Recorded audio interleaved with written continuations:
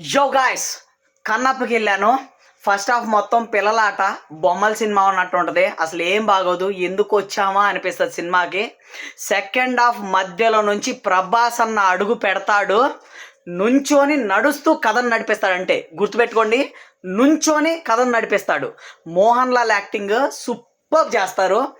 మోహన్ బాబు గారు యాక్టింగ్ కిర్రాక్ అంటే కిర్రాక్, మొత్తం లెజెండ్ అనిపించుకున్నాడు అంతే. ఆ తర్వాత నుంచి విష్ణు అన్న యాక్టింగ్ ఉంటుందండి, కళ్ళల్లో నుంచి నీళ్ళలాగో పట్టా పట్టా కారితే భక్తితో చూస్తే. నిజంగా చెప్తున్నాను, ఆ శివయ్య సాంగ్ ఉంటుంది, మనసు చెప్తున్నాను, మనసు ఉప్పొంగిపోద్ది అంతే.